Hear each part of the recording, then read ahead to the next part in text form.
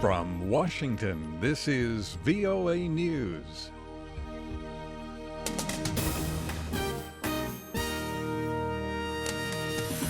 I'm David Forrest reporting a high-level visit to Iraq. U.S. Defense Secretary Ash Carter made an unannounced visit to Iraq, saying he wanted a first-hand look at U.S. and Iraqi efforts to thwart the advances of Islamic State militants.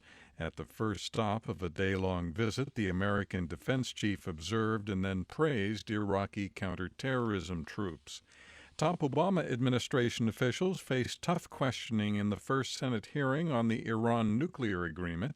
Congress has to accept or reject the accord by mid-September.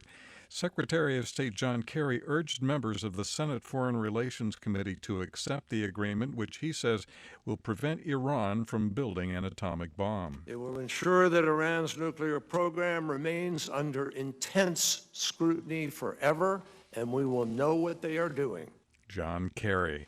U.S. President Barack Obama leaves Thursday on a trip to Ethiopia and Kenya. On the trip, Mr. Obama will promote the growth in American economic links with sub-Saharan Africa. Kenya's foreign secretary says the coming visit is a strong endorsement for his country.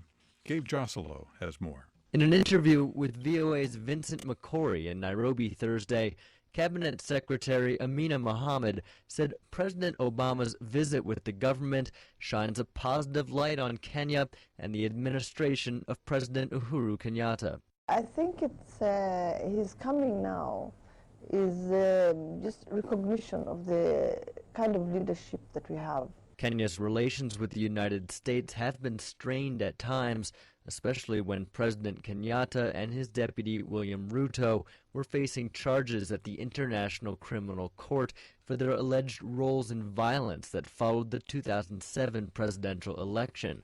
But now the tensions appear to be in the past. Gabe Joselow, Nairobi. This is VOA News.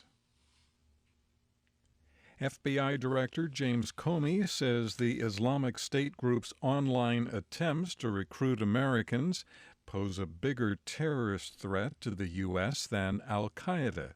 Speaking late Wednesday at an annual Aspen Security Forum in Colorado, Comey warned of the extremist group's intensifying social media campaign. If you imagine a nationwide haystack, we're trying to find needles in that haystack, and a lot of those needles are invisible to us, either because of the way in which they're communicating or just because they haven't communicated or touched a place where we could see them.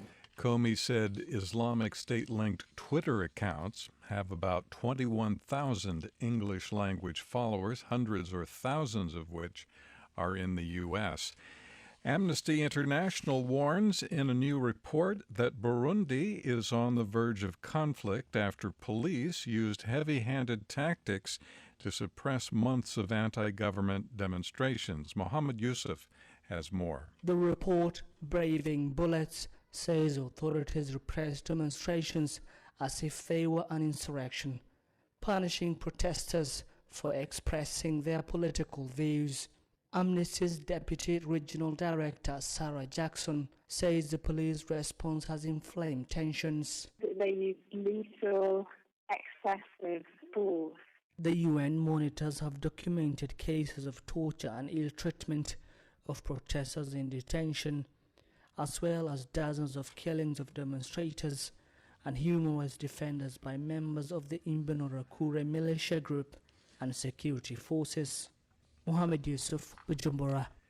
The European Union has opened an antitrust case against 6 major U.S. film studios and Sky UK of Britain, charging that they unfairly restrict access to their content to European Union customers. The EU's Commission's Statement of Objections has named Disney, NBC Universal, Paramount Pictures, Sony, 20th Century Fox, and Warner Brothers. The statement says Sky UK's licensing agreement with those companies require it to allow viewers access to their films only in Britain and Ireland and not in the rest of the European Union.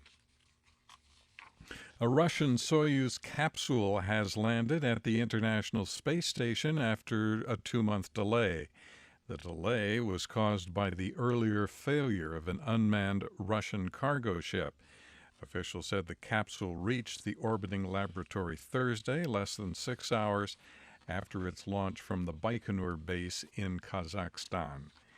U.S. and Turkish media report that President Recep Tayyip Erdogan has agreed to let U.S. fighter planes use an airbase in Turkey. The base will be used by the U.S. to launch attacks on Islamic State militants inside Syria. The U.S. government has not publicly discussed details of the new cooperation between the two countries. From the VOA News Center in Washington, I'm David Forrest. That's the latest world news from VOA.